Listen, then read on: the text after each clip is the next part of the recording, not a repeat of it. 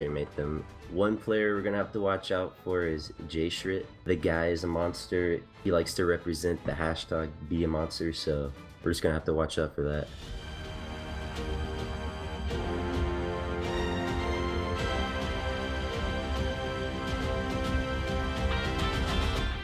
Tomster said to beat Team 12, we're going to have to play out of our minds. And as Dansky pointed out, that starts with Jshrit making sure that he is embodying playing like a monster. But also Casanova, that back line. The back line, I think, on both teams has probably been the standout. Casanova and Jshrit on that backside. It's been one of our better duos when you look at what the impact that they have for their team. So that is something, and Shrite definitely, I mean, the man's putting in constant effort. It's not just a slogan for him. He lives it. He definitely embodies that, putting in the time, whether it's the scrims or the streams.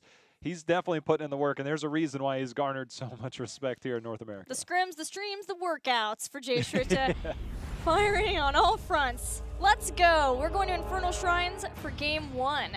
Bans on Volskaya Foundry. That's going to be SpaceStation's ban.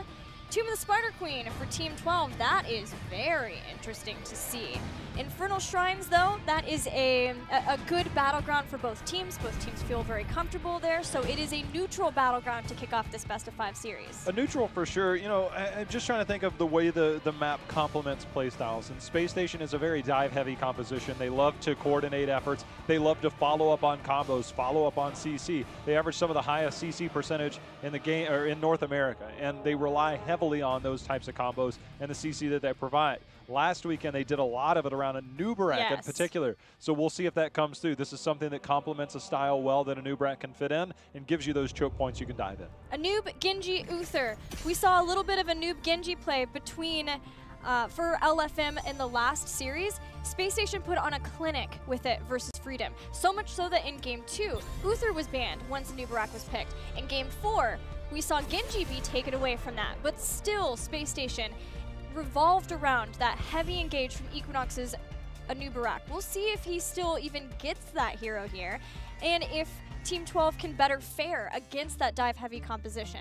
Team 12, though, we're seeing our first, I think that's the first Alexstrasza first ban, but she elicits a lot of control over those shrines, and it's something that SpaceStation has shown a liking to on this map.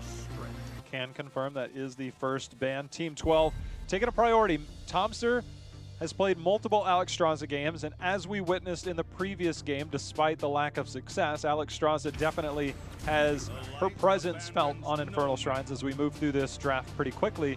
The Blaze pickup is almost a denial from that of Team 12 because they have more than one Blaze player between Goku and Justin, depending on how they want to play that, whether it's the secondary tank or the main tank. Yeah, and I feel like Justin has been one of the strongest Blaze players we've had in North America so far.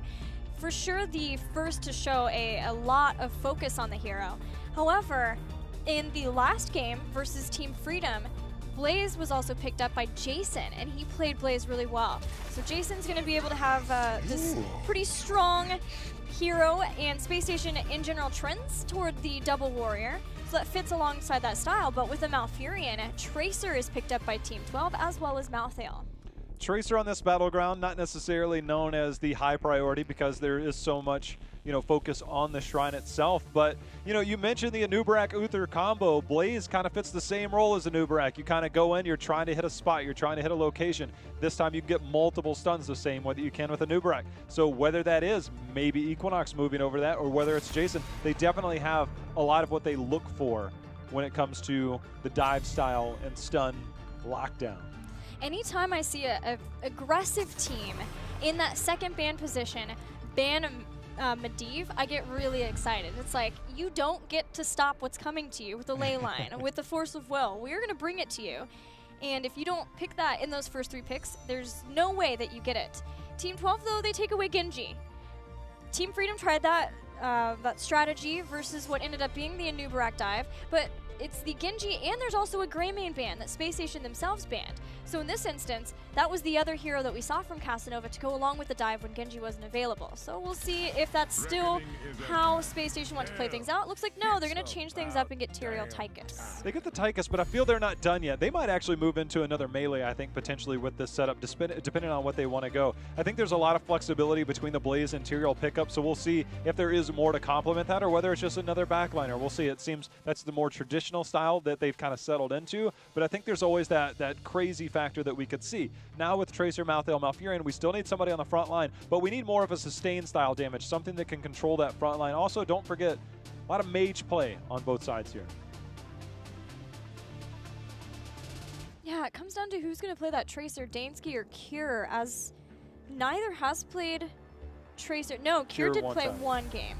So a mage is still definitely possible, especially having Malfurion with Innervate to give some cooldown reduction, also to give mana. That's a likely pick. There it is. There's Gul'dan, and Justin's Arthas returns. So looking at this, there's no Hanzo.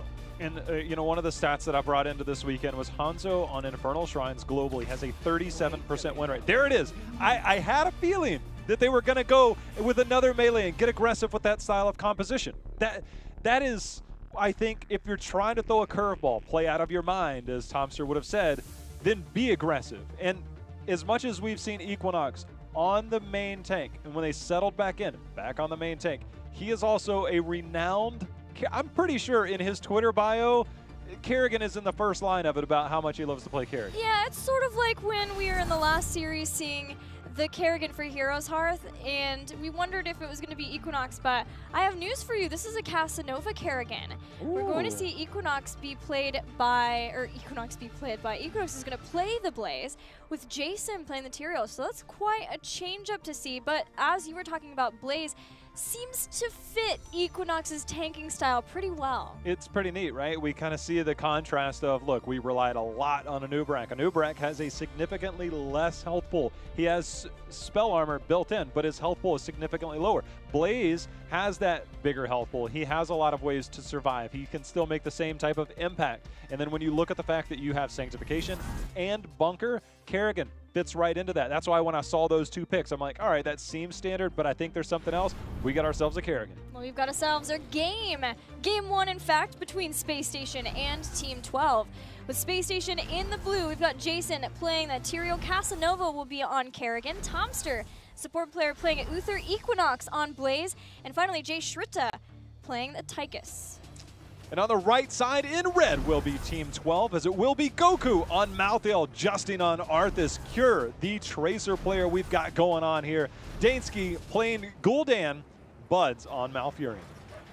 Well, we know what SpaceStation want to do. They want to be diving in. They want to be very aggressive. Team 12, they have some tools to deal with that. They've got a Malfurion who's going to have Twilight Dream, Ice Block at 13 to try to help with that. They also have Gul'dan, which versus a lot of melee is going to be building up that Echoed Corruption pretty quickly, and then at 10 has Horrify. Arthas can try to zone people away too, but whether or not that's enough to deal with the aggression of SpaceStation, that's what we're here to find out. But if you can get that double root that you just mentioned with Echoed Corruption, you get the roots from Malfurion, you get the roots from Arthas, that Corruption could just blow this game wide open, especially against the Uther and that heavy melee. So it's going to be a lot on Tyrael, a lot on Blaze to try and control that front line. That's going to be really fun. You know, Uther, by the way, because there's so much periodic damage, has 44 stacks on his Silver Touch in less than a minute into the game. That's impressive. That's almost record gaining.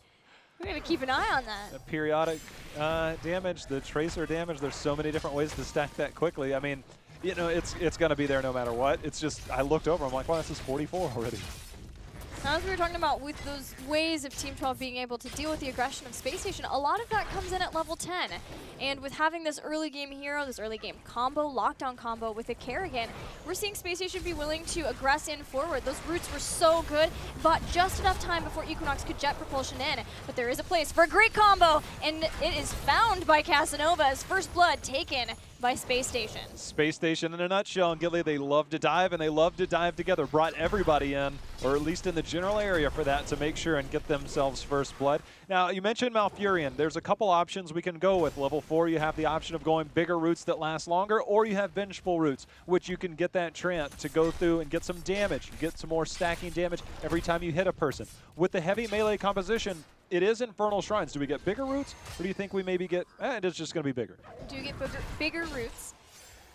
Looking at this solo lane setup for SpaceStation, SpaceStation are losing out quite heavily in the solo lane thanks to Cure constantly rotating up to assist with Goku, and that SpaceStation has opted for, instead of Jason playing the Blaze, the side laner, and being able to get the great damage, the wave clear that he has from that, he still has shields for the minions, but because SpaceStation want to keep Blaze along with the Kerrigan so that they have the stun lock combination, Team 12 are able to get a lot more done in that top lane. They've been able to take out towers in the top, they're working on that full gate, and that is where the first shrine is going to spawn.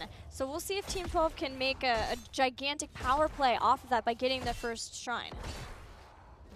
See how it plays out. Pretty even thus far across the battleground outside of that 1 kill experience. Pretty even. Shaman Camp's picked up, but because it is in that top lane, probably not going to get the type of push we would traditionally see. Instead, we'll probably have our first skirmish. However, SpaceStation has split Blaze off to the bot lane, trying to make use of this Kerrigan pick that has some pretty quick clear. Yeah, gets the 9-10 skeletal defenders before Team 12 moves in. Having the slows on Jason to enable that Gul'dan.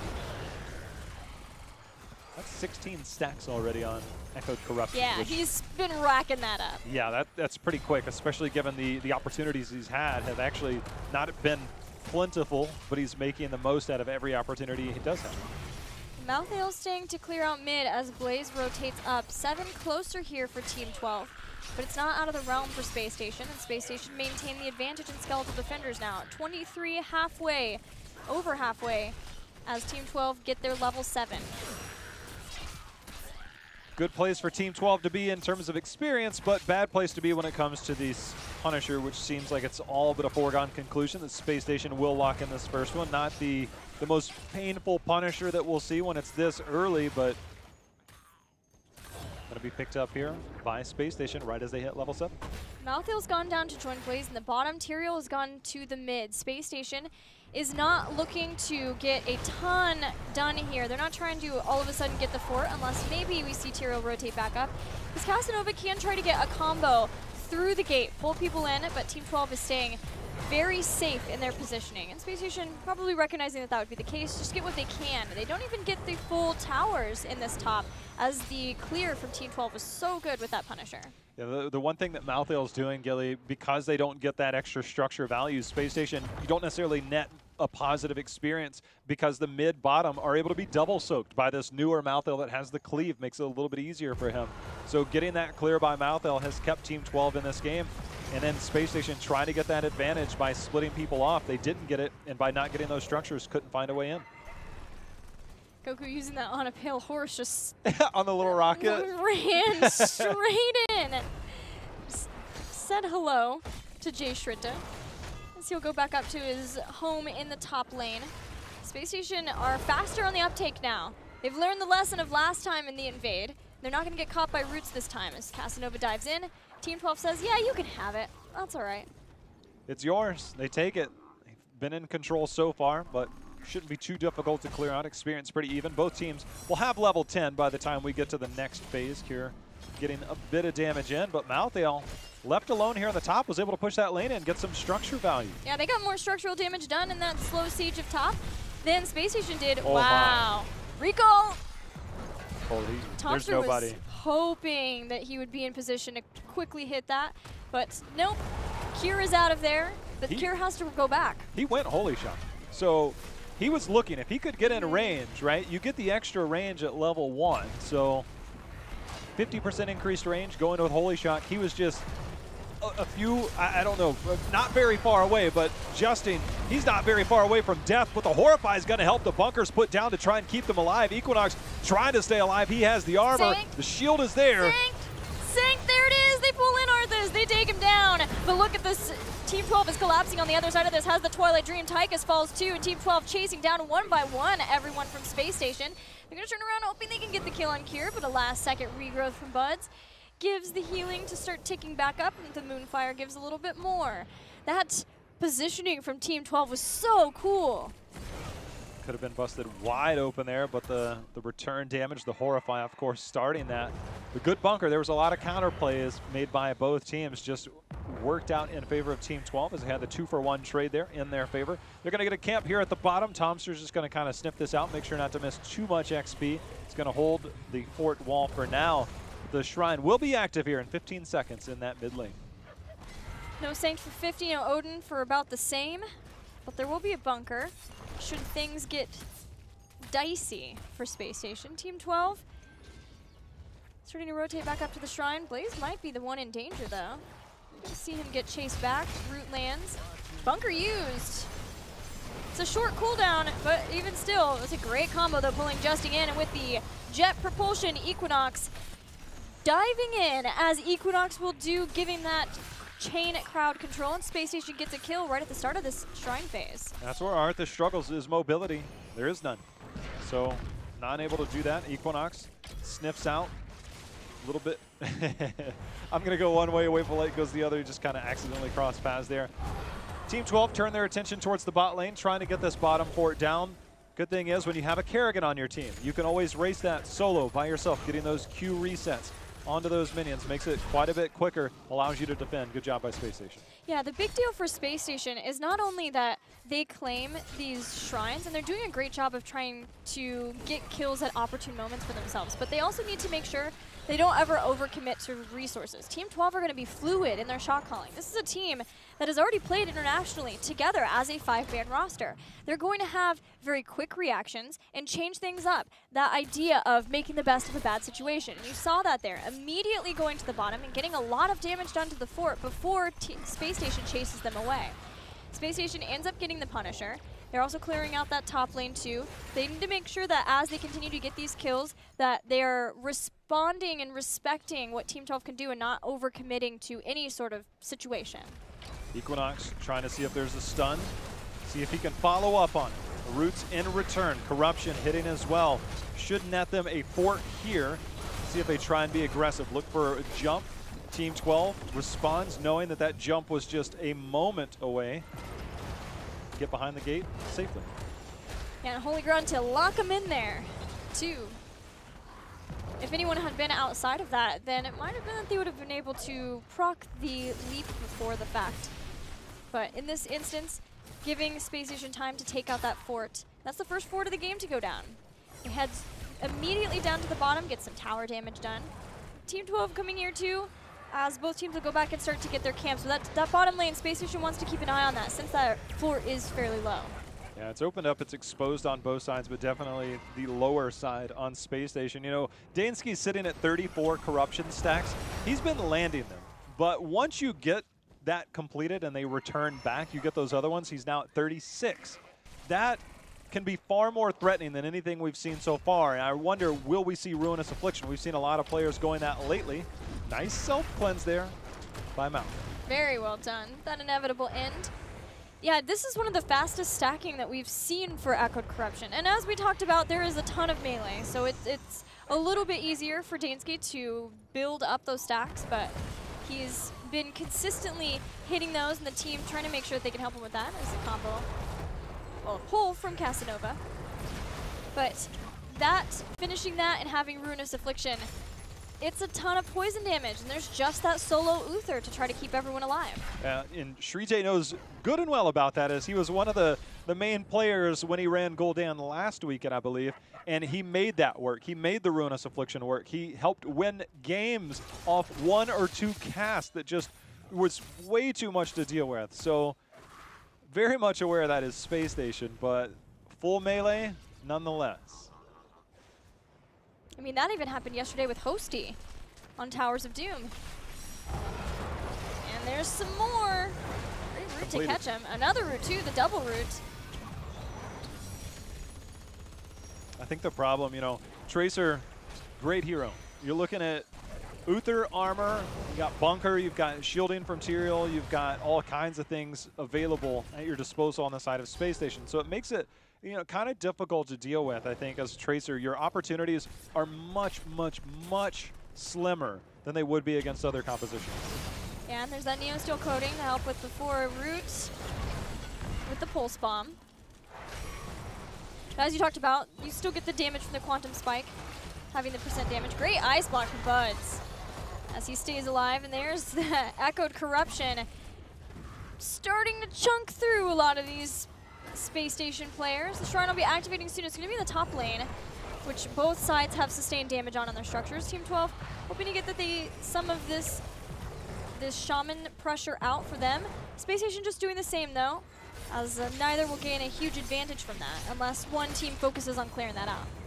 Speaking of focusing on clearing one out, essence for essence picked up. It's like blood for blood. You take a little bit and you gain a little bit. So you deal 10% of your enemies max health. We'll see. But that Horrify as well as the Echoed Corruption. Are you kidding me, Dansky? Oh, that was a Horrify on a route so that they couldn't even run away. They were still there for a perfect Twilight Dream to follow that up from Buds. Two are gone, and a lot more to follow. Jason just going down to the poisons. The Odin there too. Team 12 just wiped SpaceStation Gaming. Yeah, Team 12 did, but I'd say Dansky. Oh my goodness. Dansky plus Buds. The Horrify on the route so that they didn't leave, so we could walk in and Twilight Dream everyone. Yes, with the poisons. It was a combo for the ages, to be sure. The combo of these two right there. Their health bars went from blue to brown. This is insane. They went full in. You will rarely ever see a play like that. And that's the thing. You mentioned this when we first started, is that amount of melee into a Gul'dan being able to stack up. Once he finished that, you're looking at more damage. Going Ruinous Affliction and landing those, it is insane damage. Nice combo from Dansky and Buds. It was a little like the corruption we saw on this very map last time. I think that was from last weekend. And that every single health bar just melted under the pressure. That gives Team 12 a shrine, a camp, a level lead. Yeah. But they may lose a Goku here. They're going to have to dive under this. Holy Equinox, shot. if he can. He did it. Whoa. They got minions. They're fine. They can continue to Goku. die. That was still a pretty sneaky play. With the Death Shroud, the Wraith Strike around. Yeah, but this keep is exposed. Yeah, he bought gets the so interrupt. much time. That is, well, Justin, he's trying to live through that, the damage from Shrite. That's a couple of times now that Shrite is sort of 1v1'd the Arthas in this game. Granted, it wasn't a true 1v1, but in that case, getting a lot of damage in. The other time they turned around, had the Kerrigan combo. This time Kerrigan went back, but it was too late. Great delay on those backs from Justin. Allows Team 12 to get the keep off of the Punisher, put some more poison damage down on Equinox, and try to siege down this mid fort. Stun is there. They just don't have the follow-up. The bunkers used, getting caught in some roots there. But you got to credit the quick and precise rotations there of Team 12. Stun just missing onto Justin, but getting the keep, rotating over, almost taking this fort, just setting up a lot as this game starts to open up. 20, almost here for Team 12. One play opened up the game for Team 12, but don't forget that this entire game, their rotations have been crisp. Anytime they lost somebody, like when they lost Justin in the mid, very quick to go down and take some towers out, do some fort damage with their Gul'dan. Now Casanova under a lot of pressure, use the Maelstrom and the Divine Shield. Justin still chasing in, hoping to keep the slows going with the Pulse Bomb. Kerrigan falls. Gets stuffed. Pure making plays happen. Just get right in there, young fella. They've got 20 and they're feeling good as Team 12 with this mercenary camp and those 2 kills go even further forward, working on another keep. Tyrael is all the way in mid, Blaze is all the way in top, and Team 12 just steps right past that keep, getting onto the core right now as everyone else starts to come back. They've already started to bring down the shielding, bring down the core health though too, as they're sticking on the core. Tychus is now fallen, only 2 to defend. Gul'dan goes down, but I don't think it's gonna matter, J-How. Yeah, it just seems like way too much to deal with. Equinox trying to hold on there. Justin staying alive through all this, and SpaceStation Gaming will fall. Major plays by Dansky. Team effort, right? Buds and Dansky, I think, are definitely the 2 players you look at in that game. That was, when you play Gul'dan, you're like, man, I really hope the lights come on, right? But you really kind of hope for those dream moments. One of the reasons you play Heroes of the Storm, right? You look for that perfect combo, that perfect game that you can get. Just landing something is just like poggers, you know, just straight poggers, and you land it And he got it, and that is that moment that it's just like it didn't even matter win or lose. It's just like that happened, but you win too. Yeah, because otherwise you would have some pretty serious anti-synergy. If you horrify people away, you're not going to get as many hit by the Twilight Dream. But it turns out, if you're also rooted at the same time as the horrify, you're both feared so you can't do anything, and also going nowhere. There's no running back to your base when you're scared. Instead, you've got a giant tree running at you to silence you after the fear. It was one huge play that just.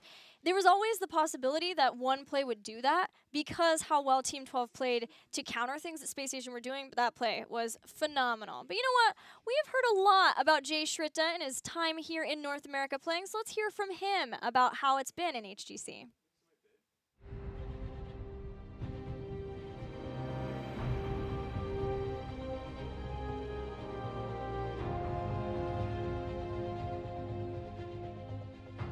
My name is Juan Freitas. My nickname is Jay Schritte. I'm a flex player from SpaceStation Gaming. I graduated in engineer production 3 years ago. I worked in a lot of companies like Coca-Cola, and I dropped my work because I say to my mom, I really want to be a pro player. And you say this in Brazil, it's like so crazy because I didn't receive any money to play. But I say it for my family, oh, well, if I want to be the best player, I can't work in the morning, in the afternoon, and play at night. It's not like this. Players need to play like 10, 12 hours.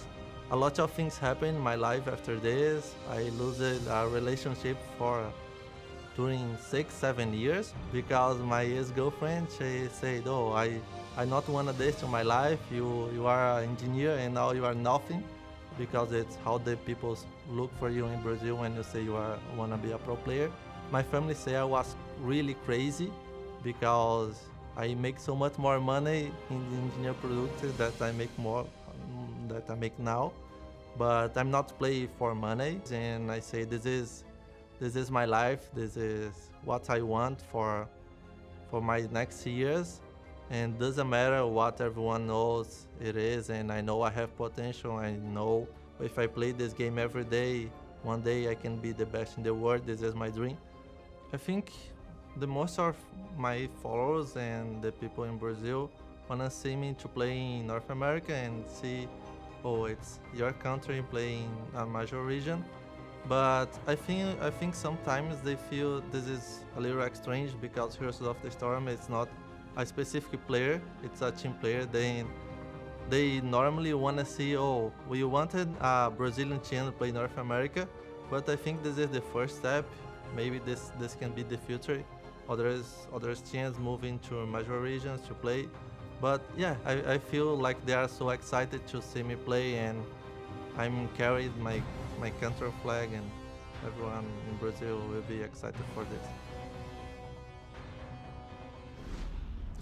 Jay Schritte sacrificed a lot to make this happen, to be in HGC. He has worked tirelessly on his play, on his English. You know, just 2 years ago, I don't even know if he'd be able to do an interview in English, but he's been working so hard on that. He moved from his home country, away from his family, and now he's here in the Heroes Global Championship. Maybe a frustrating start for him and for SpaceStation, as they did lose several series along the way, but last weekend, I would say that was all worth it, getting that win, that upset over Freedom. I think to put this frame this into context, Jay Schritte chased a dream. And that sounds well and good, but for people that don't know his story, he came here without a promise that he would be on a team. He was willing to give up everything. He was willing to play in the open division and work his way in.